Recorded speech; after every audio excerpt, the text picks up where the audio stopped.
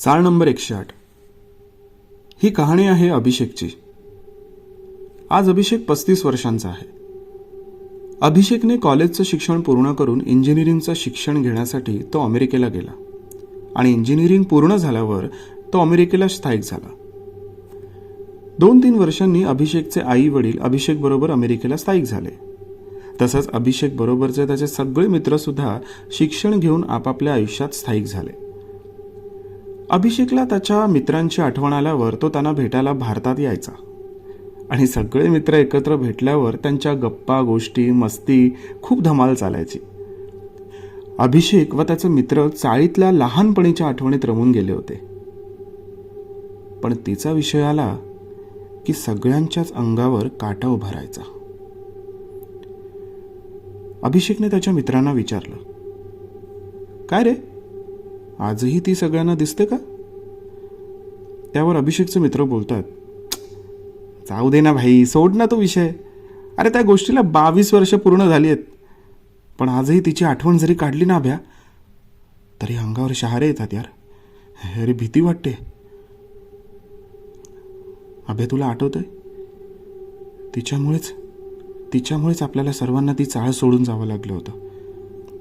अरे अरे एकेकाळी आपली नंबर 1 चाळ म्हणून प्रसिद्ध होती, पण आता ती चाळ पछाडलेली चाल म्हणून ओळखली जाते. 22 वर्षांपूर्वी असं काय घडलं होतं जेणेकरून चाळ नंबर 108 मधल्या लोकांना ती चाळ सोडावी लागली? कोण होती ती? ही कहाणी सुरू होते 22 वर्षांपूर्वीची, जेव्हा अभिषेक व त्याचे मित्र 13-15 वर्षाचे असतील. चाळ नंबर 108 मध्ये राहणारे रहिवासी अगदी मनमिळाऊ, समंजस व प्रेमळ होते. सण असो वा कुणाच्याही घरचा कार्यक्रम असो, सगळेच एकमेकांच्या मदतीला धावून यायचे. कधी काही भांडण झाली तरी एकमेकांची समजूत काढून रुसवे फुगवे विसरून हसत खेळत राहायचे. म्हणूनच ती चाळ नंबर 1 म्हणून ओळखली जात होती. एक दिवस त्यांच्या चाळीत पुष्पा नावाची बाई भाड्याने राहायला आली होती. अगदी अभिषेकच्या रूमच्या वरतीच. दिसायला तशी साधी सरळ होती. तिच्याबद्दल असं समजलं होतं की कार अपघातामध्ये तिनं तिचा नवरा व 10 वर्षांचा मुलगा गमावला होता. त्यामुळे ती थोडी डिप्रेशनमध्ये होती. म्हणून ती कोणाशीही जास्त बोलायची नाही. कधी कोणी काही विचारलं तर जेवढंच तेवढं उत्तर द्यायची. कधी कधी तर न बोलताच निघून जायची. पण लहान मुलांबरोबर अगदी मनसोक्त बोलायची. अभिषेक बरोबर तिचं चांगलंच जुळायचं. तिने काही खायला बनवलं तर अभिषेकला सुद्धा द्यायची. आणि बघता बघता काही महिने उलटून गेले आणि पुष्पामध्ये बदल दिसू लागले. जसं की दिवसभर दार लावून घरात बसून राहणं, कधी घराच्या बाहेर पडली तर क्षुल्लक कारणाने चाळीतल्या लोकांबरोबर भांडण करणं, मुलं खेळत असताना त्यांच्यावर उगाच ओरडणं. म्हणजे तिच्या वागण्या बोलण्यात खूप फरक दिसू लागला होता. आधी बघितलेली पुष्पा व आताची पुष्पा खूपच वेगळी वाटत होती. तिचं हे असं वागणं असून देखील चाळीतल्या लोकांनी तिचा कधी धिक्कार केला नाही. उलट तिच्या या अवस्थेतही सगळेच तिच्या मदतीला धावून येत होते. पण बघता बघता तिचा हा प्रकार वाढतच जात होता. तिच्या या त्रासाला सगळेच कंटाळले होते. तिच्यामुळे चाळीतलं वातावरणही खराब होत चाललं होतं. शेवटी लोकांनी तिच्या रूम मालकाला बोलवून तिच्याबद्दल तक्रार केली.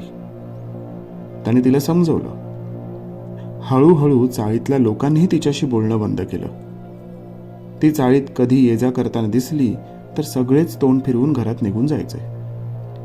लहान मुलांना तर त्यांच्या आई वडिलांनी ताकीदच दिली होती तिच्याशी न बोलण्याची. आणि अभिषेकच्या आईने तर अभिषेकला बजावून ठेवलं होतं. ती दिसली तर तिच्याशी बोलायचं नाही आणि तिने काहीही खायला दिलं तर ते अजिबातच घ्यायचं नाही. पण पुष्पाचा अभिषेकवर खूप जीव होता. ती अभिषेकमध्ये आपल्या मुलाला पाहायची. पण अभिषेकच्या न बोलण्याने तिला अजूनच त्रास होऊ लागला. त्यानंतर पुष्पाचं देखील चाळीत येणं जाणं थोडं कमीच झालं. काही काम असलं की बाहेर येणं आणि स्वतःला घरात कोंडून ठेवणं. एके दिवशी रात्री पुष्पाच्या घरातून जोरजोरात रडण्याचा व भांडी आपटण्याचा आवाज येऊ लागला. त्या आवाजाने चाळीतल्या लोकांनी पुष्पाच्या रूमजवळ धाव घेतली. हो तिचा दरवाजा खटखटावला. तिला हाका मारू लागले, पुष्पा पुष्पा पुष्पा. काय झालं पुष्पा? तू तू रडते कायस पुष्पा? पुष्पा दरवाजा उघड पुष्पा. पण काही केला पुष्पाने दरवाजा उघडला नाही. ती रडतच होती. शेवटी चाळीतली लोक तिथून निघाले आणि आपापसात बोलू लागले. बिचारी, वाईट वाटतं तिचं. नवरा व मुलगा गेला त्यामुळे तिला एकटं वाटत असेल कदाचित.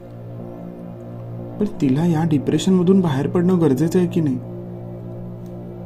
आपण ना एक काम करूयात, उद्या रूम मालकाला बोलवून तिच्या नातेवाईकांची चौकशी करूयात. नाही म्हणजे थोडे दिवस त्यांच्याबरोबर राहिली तर तिलाही बरं वाटेल नाही. असं बोलून सगळेच आपापल्या घरी गेले. रात्री सुमारे 3च्या दरम्यान जोर जोरात किंचाळण्याचा आवाज येऊ लागला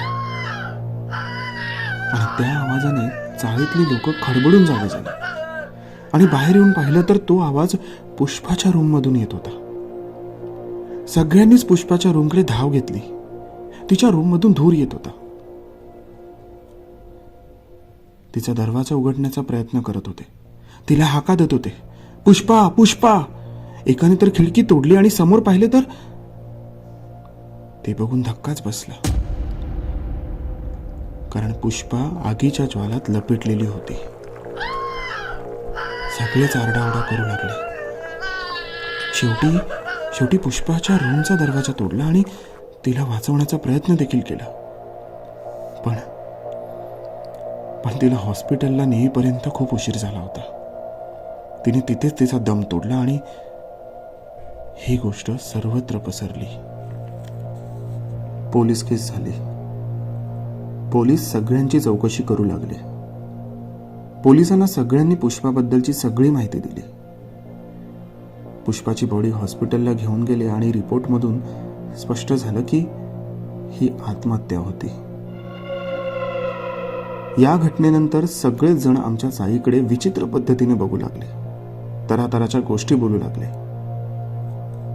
आमच्यासाठी सुद्धा हे खूप धक्कादायक होतं. पहिल्यांदाच हे असं काहीतरी घडलेलं होतं आणि बघता बघता या घटनेला 20-25 दिवस उलटून गेले आणि आता कुठे सगळं सुरळीत चालू असताना अशा काही घटना घडू लागल्या की चाळीतल्या लोकांना त्रास होऊ लागला, भीती वाटू लागली. काही जणांना तर रात्रीच्या वेळेला पुष्पाचं भूत दिसू लागलं होतं. पण कोणीही त्या गोष्टींवर एवढा विश्वास ठेवला नाही. तुम्हाला भास होत असेल असं सांगून ती गोष्ट टाळली. पण त्यानंतर ती सगळ्यांनाच दिसू लागली. त्यामुळे सगळ्यांच्या मनात भीती दाटून आली होती. कधी कधी तर पुष्पाच्या रूममधून किंचाळण्याचा, रडण्याचा, भांडी पडण्याचाही आवाज यायचा. या गोष्टीमुळे चाळीतल्या लोकांमध्ये भीती दाटून आली होती. एके दिवशी अभिषेक व त्याचे मित्र रात्रीच्या वेळेस चाळीतल्या आवारात गप्पा गोष्टी करत बसले होते आणि अचानक अभिषेकला कोणीतरी बोलवत असल्याचा भास झाला. अभिषेकने लक्ष दिलं नाही. पण पुन्हा अभिषेकला कोणीतरी हाक मारत असल्याचं कळलं. शेवटी अभिषेक त्या हाकेच्या दिशेने चालत होता. असं वाटत होतं जणू काही त्याला कोणीतरी वशमध्ये केलंय. थोड्या वेळाने अभिषेकची आई अभिषेकला बोलवण्यासाठी आली. पण पाहते तर अभिषेक तिथे नव्हता.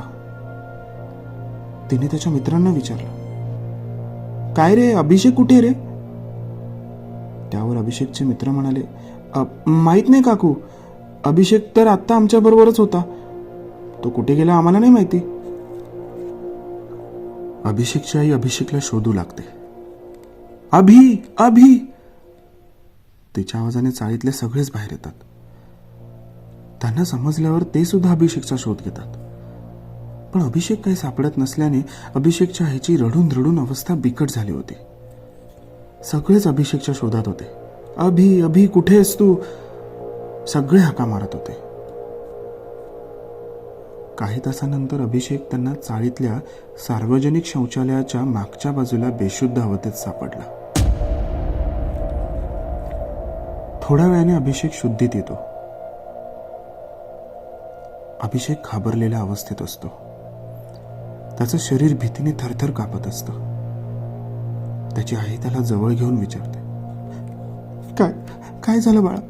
तू तू तू एवढा घाबरला कायस? आणि तू बेशुद्ध कसा झालास? अभि प्लीज बोल अभि. अभिषेक घाबरल्याने आधी काहीच बोलत नाही. थोड्या वेळाने अभिषेक शांत झाल्यावर त्याच्या बरोबर घडलेला प्रकार सांगतो. आई आम्ही गप्पा गोष्टी करत असताना अचानक कोणीतरी मला हाक मारल्याचा भास झाला. मी आधी लक्ष दिलं नाही, पण मग पुन्हा कोणीतरी मला हाक मारली आणि मी त्या हाकेच्या दिशेने चालत गेलो आणि आणि आणि माझ्यासमोर एक पाठमोरी उभी असलेली बाई दिसली. त्यानंतर जेव्हा माझ्यासमोर तिने तिचा विद्रूप चेहरा दाखवला तर तो बघून मी घाबरलो आणि तिथेच बेशुद्ध पडलो. आई आणि ती बाई दुसरी तिसरी कोणी नसून त्या पुष्पा काकू होत्या. हे ऐकल्यावर आता सगळ्यांनाच भीती वाटू लागली. त्यानंतर चाळीतल्या लोकांनी आपापल्या मुलांना रात्रीच्या वेळेस बाहेर जाण्यास सक्त मनाई केली होती. त्या घटनेनंतर अभिषेकची प्रकृती सुद्धा बिघडत होती. ताप आला तर तो 2-3 आठवडे जाण्याचं नावच घ्यायचा नाही. खूप डॉक्टर केले, खूप उपचार केले, पण अभिषेकच्या प्रकृतीमध्ये काहीच सुधारणा होत नव्हती. शेवटी या त्रासाला कंटाळून अभिषेकच्या आईबाबांनी चाळ सोडण्याचा निर्णय घेतला आणि ते अभिषेकला घेऊन दुसरीकडे स्थायिक झाले. पण त्यानंतरही हे प्रकार वाढतच गेले. अजूनही पुष्पाचं भूत सगळ्यांनाच त्रास देत होतं. ही बातमी आता सर्वत्र पसरली होती. त्यामुळे कोणी रूम विकण्याचा प्रयत्न जरी केला तरी पुष्पाच्या भीतीमुळे कोणीही विकत घेत नव्हतं. शेवटी हळूहळू चाळीतले एक एक जण ही चाळ सोडून गेले आणि ही चाळ ओसाड झाली. कधी एकेकाळी ही चाळ नावाजलेली 1 नंबर चाळ म्हणून ओळखली जात होती आणि आज तीच चाळ पछाडलेली चाळ म्हणून ओळखली जाते.